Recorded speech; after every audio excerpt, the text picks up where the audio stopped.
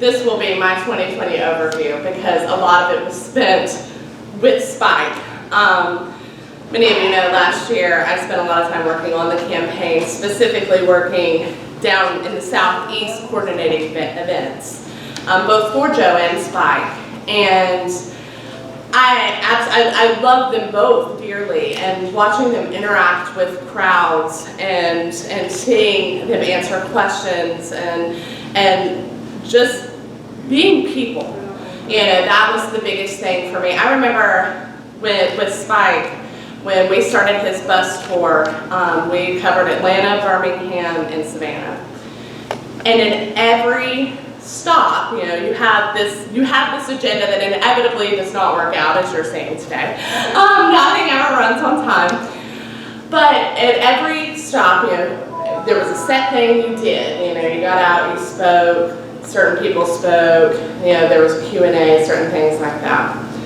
Afterwards, at every single stop, I watched Spike have people line up, and he would answer every single question. I'm throwing that out there actually, Spike, because everybody lines up today to ask you questions. He let every question. So sometimes that ranged from 30 minutes, you know, like in Atlanta when we were, like here, when we were literally in the middle of a hurricane and people still showed up, which was amazing. Or it was Savannah, I think the bus left like 2 hours late, you know, because he was just answering questions and being a person. And that really, to me, whoever is going to be representing me in any government position, you know, if we have to have people there, I want them to truly care about me, or at the very least act like they do, you know. And I saw that definitely with Spike, you know, interacting with every single person and truly caring. And I honestly, you know, covering some of the points that he said, you know, especially with when people are interacting with other people, especially within this party when we're trying so hard to explain to people who we are, what we believe in. And there's a lot of different belief systems even in the Libertarian Party, you know, there's so many different things. But we all have, there's a core base there. And so when you're explaining those things to people, being able to do it in a way that you're being able to actually connect with them. So that doesn't, I mean, that's not just as a candidate for the people that are running, you know, interested in running for office, which I hope all of you will. It's literally in spreading our message, you know, being able to connect with people. Last year, I had the privilege of, like I said, working with them, but also seeing some amazing state candidates pop up. Shane was obviously one of them. It is amazing what Shane did in this state. If you did not look at the numbers from that race, then go do yourself a favor and go back and look out. Shane rocked this system in such a way that the Republicans and Democrats were so angry, and it was really funny. And then we had Chase, you know, who, I mean, I worked on Chase's campaign, and we put that together literally to see Libertarians come together in a matter of 24 hours to raise the filing fees, find the whole candidate team there to work together and get all of that done in a matter. I think we had, it was literally 24 hours or 48 hours at the most to get down to Atlanta, get him filed and everything. And everybody just swarmed together and everybody made it work. And we ran that special election. And he did that was down here, he did a fabulous job.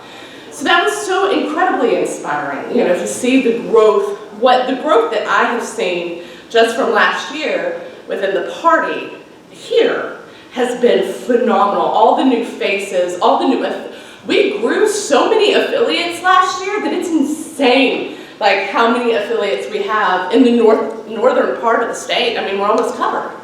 You know, and that's amazing to me. So that's my overview. We rock. I think we're going to continue to rock.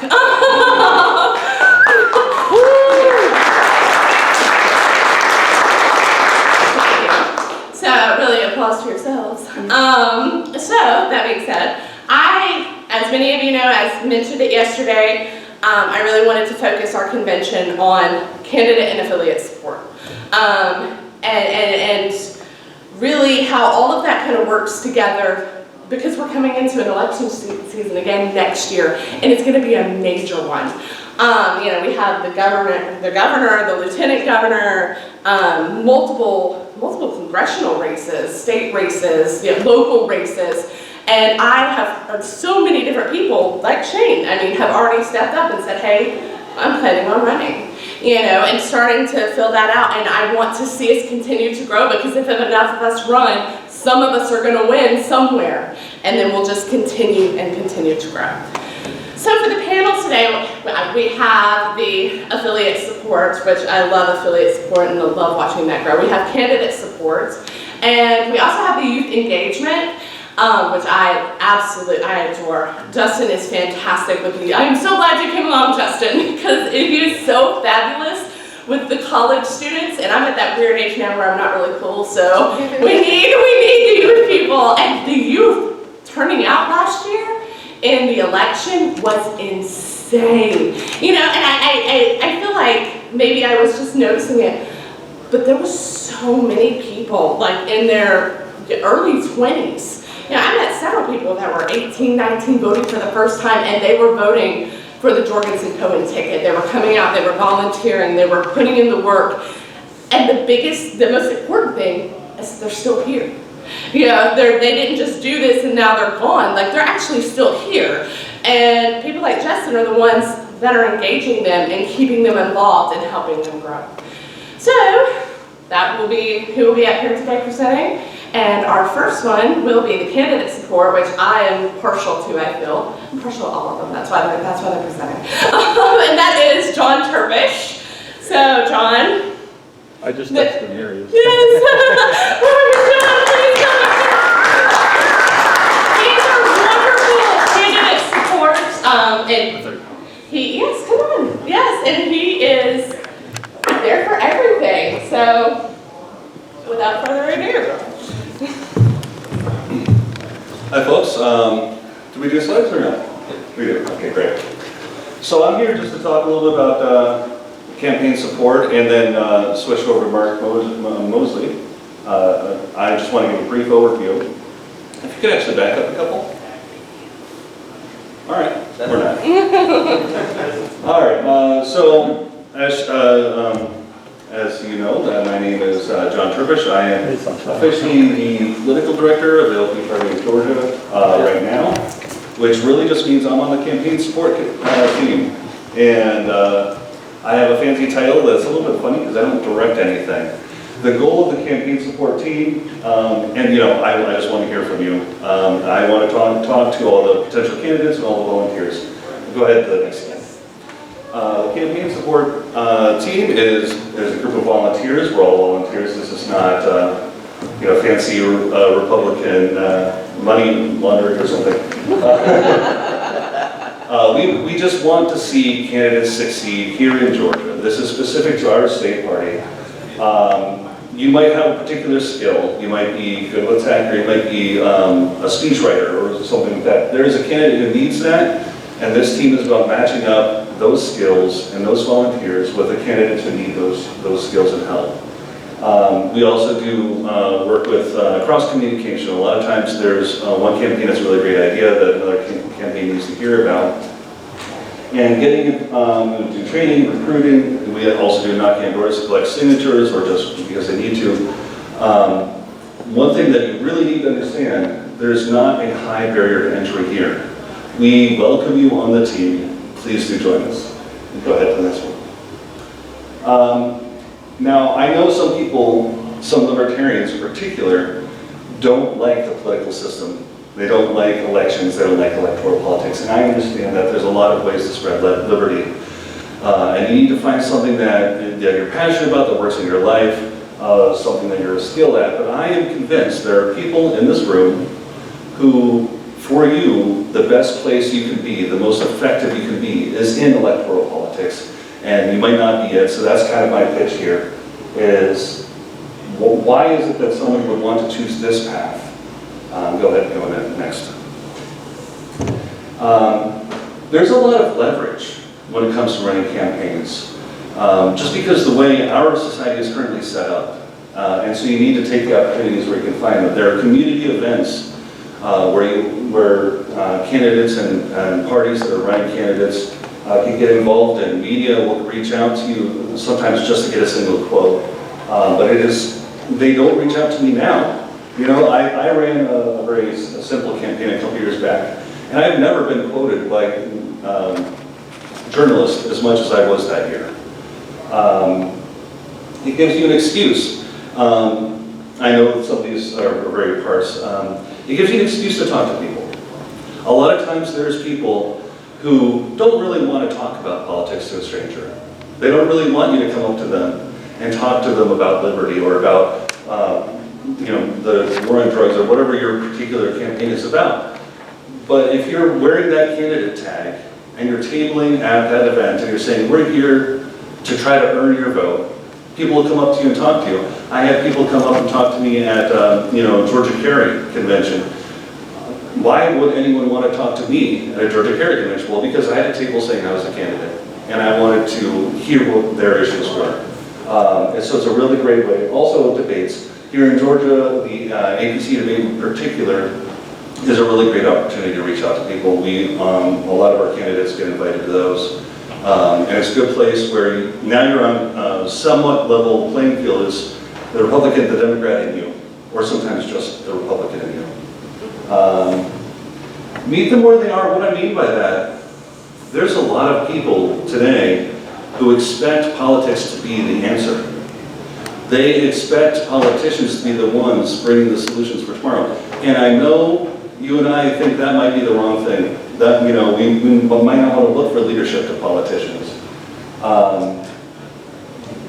But if you need to grab people where they're ready to hear from you, and this is one place where they are. And then of course sometimes you can actually get elected. If you get elected, then you have a whole different slew of opportunities to advance things. Go ahead, next slide. Government may not be the best place to spread liberty, but it does work sometimes. Go ahead. Side benefits for you. Selfishness is not necessarily bad. Some of us think it's great. I just wanted to point out that this can actually be, you know, it's not just a burden, it can also be fulfilling. It can be fun, you get to meet people you would have never met otherwise. Sometimes you get fancy titles like mine. Volunteering for someone else's campaign is a great way to get ready for your own. A number of our people, volunteers, are with us for that reason. They want to run themselves, but they're not ready yet. Okay, great. Let's not just talk about it and think about it as some far-off thing. Let's get involved. And then, of course, personal growth. That's something that's a little bit hard to explain, but what it means depends on who you are. So if you're afraid of public speaking, you will get over that. If you're afraid of uncomfortable and hard conversations, you'll have to deal with that. You'll get over it, and you'll build up those skills and grow as a person.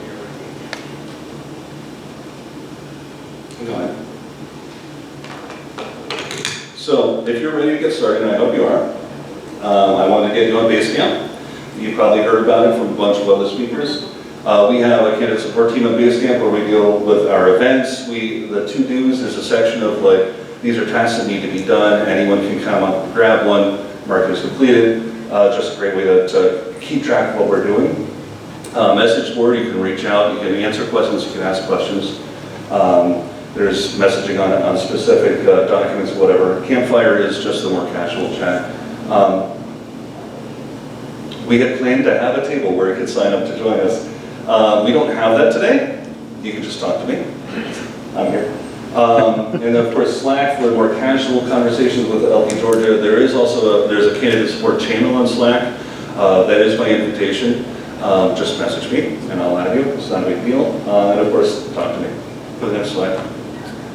And so I just kind of, at the end of each of these segments, I just want to pose a couple of questions for you to ask yourself. What is the approach you're taking to spread liberty? And if you don't know what the answer to that is, think about this one. How would you like to? What is it can work for you? Because we, you know, if nobody else stands for it, if we don't stand for it, no one else will. You need to find a way that you can get involved. And maybe this is the answer for you. The next segment is about actually running for office. So some of you are already past the volunteer stage and you're ready to be the candidate yourself. Move on to the next slide, please. That's all I have for... Oh, okay, we didn't upload them. Okay, so I'll just see if I can grab my own notes. Sorry about that. One of the things I really want to get across on this, it was titled "You Too Can Run for Office." I know a lot of people are very intimidated by the idea. There's a number of different types of campaigns you can run. Some of those campaigns are not as hard as they seem. A lot of them are very, very hard. But you can do more than you give yourself credit for. If this is something you think you want to do but you're afraid, come talk to us, particularly at lunch. We're going to have a lunch specifically to deal with these issues. Why elections? A lot of the same kind of issues about, like, it's a way for us to reach people where they're at, and it's a way to... Oh, you have a sign up for us. Thank you very much, Zach. Beautiful. Candidate Support Committee sign up sheet right here. Come reach us. One of the extra kind of interesting things about being the candidate yourself that you might not think about, I certainly didn't think about, is things like Ballotpedia. Like, if you Google my name, that is now like the top 2 results, even though I share my name with other people. For time immemorial, there's answers in there, there's essay questions. You will always know where I stand. Anyone who knows my name can know where I stand, and that's part of history now. And when people look at the data, the results from past elections to try to plan strategies for new elections, you are now a part of that history, a part of that data set that they're looking at to decide how they want to do it. So you get to change basically the path by changing the past.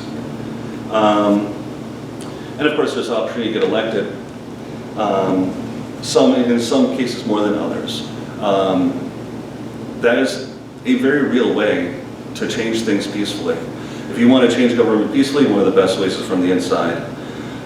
There's a number of unique opportunities. So the debates, as we already mentioned, candidate fora, as I guess the plural. You'll be invited to speak places that you may never, people would have never heard from you otherwise. You get to do tabling at community events. There's journalist interviews, questionnaires. I was surprised at how many questionnaires there are, but like art or GSM issues, or there's every special interest group wants to get your position. You might go on a parade. You might, depending on the position you do, you might even get some free airtime on television. Although it's like in a really minor spot that no one will notice, but it's there. So I just wanted to point out there's different kinds of elections. I know a lot of people, when they express interest, if you fill out the run for office form on the website, that generally turns into an email to me. And so I know that a lot of people, they only think of when they're brand new, they're like, I want to run for office, and there's only like 3 offices they think of. There's a lot more than that you should consider, especially if you're uncomfortable running for those big ones.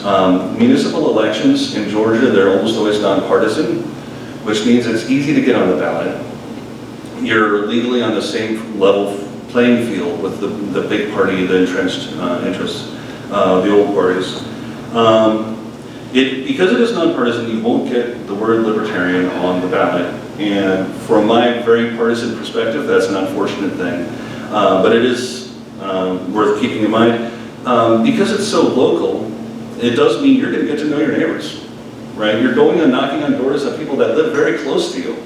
And you're becoming a bigger part of the community, whether you intended to or not. They have a much higher likelihood of election. When we win elections, it's usually municipal elections. So if your goal is to change the government from the inside, this is a great place to go. It also can be involved in the ladder. A lot of times when you're running for office, it's great to have that title. People can refer to, Councilman Roberts is running for State House or something like that. So if your goal is to go even higher, municipal can still be a great place to get started. We always talk about how we need to start at the local level. Well, you can do it. You can do that. Danny is running in his town, and I think that's fantastic. I think you should too. Statewide offices are, this is basically an increasing order of how hard they are to run for. Statewide is actually pretty easy as far as partisan offices go. There's a fee, but you don't need to collect signatures. That includes not just governor. People always think of governor and senate, and yes, those are statewide offices, but please keep in mind that there's competition for the nominations for those. I want you to also consider the agricultural commissioner, the labor commissioner, the state school superintendent, the PSC, that's the Public Service Commission, Secretary of State, Lieutenant Governor, the AG, the Attorney General. That is a special one that you have to be a member of the bar. But if you are a member of the bar, by all means, please run for AG. There's assembly seats. These are not as easy to run for as the statewide. But the ballot access is not impossible. It can be done. Independent candidates do get it done every once in a while. In many of the years, you'll have one or two independent candidates somewhere in the state. One of the important things, one of the big plus sides to the assembly seats, and when I say assembly, it's a state legislature. I'm referring to the Georgia House, Georgia Senate. A lot of those seats go unopposed. A lot. There's a really good chance that you will be candidate number 2 in that election. You will be the third party, you'll be the second party. And that's a really powerful place to be. And I personally get deeply offended when I see unopposed races on my ballot. I don't think we should let people get away with that, with just being a shoo-in. It's oftentimes door-knockable, especially if you're talking about the House. The districts are much smaller. You're never going to be a spoiler, because even if you're the third candidate, it's a runoff system. You can't be a spoiler unless you're at least the fourth. I also want to point out it's a great target for a lot of libertarian hot-button issues. If you really care about criminal justice reform, if you really care about the war on drugs, this is the #1 place to do that. If you want to go in for nullification, it's a great place to do it. If you want to deal with licensing reform, professional licensing, this is a great place. They're the ones that decide the laws. Yes, the Secretary of State has some influence, but the Secretary of State must follow the laws the Assembly passed. I want you guys to be in that seat, making that decision. So it's a great one. There's also county level stuff. So Georgia has an unusual number of counties. 25 counties are above average, 134 are below average, when I mean average US-wide. So our county seats are a little bit more accessible than you might be familiar with if you've moved here from another state. The sheriff in particular, I think, is a great place. I would love to see a lot of libertarian sheriffs. If you think you can be a sheriff candidate, let's talk about that, seriously. These are generally partisan races, so you do get to have libertarian on the ballot. The county commission, of course, is similar to a legislative body, but at a more local level. And they will sometimes deal with issues that you might think, oh, the county is it's boring, simple, little stuff. But you will see hearings where there was an outcase, I wanted to hire a guy, promote a guy, he was already working there, promote him to assistant manager. And 10 years prior, he had had a DUI. So they had to go to the county commission and ask for permission to promote this man. I think we know how libertarians would respond to that situation. And for that person, it matters an awful lot. So all of these issues, no matter where you sit, there is important liberty issues at stake, even in the positions that sound less impressive at the outset. So just to wrap up, I really want you to ask yourself, why not you? I ran for office and I'm a nobody, right? If I can do it, so can you. There's a lot of positions, in a lot of elections that go on in the state that have no libertarian available. No candidate, no one I can vote for. When I go to vote, I want to be able to vote for you. So seriously consider it. I do want to invite Mark Mosley up here. He is one of our most experienced, long-time activists in the party. He's worked on many campaigns. He's a great source of wisdom. If you're considering running for office, I want you to listen carefully to what Mark says And then come join us for lunch afterward. Mark and I are going to be over, well, he'll tell you more about that. Come on over.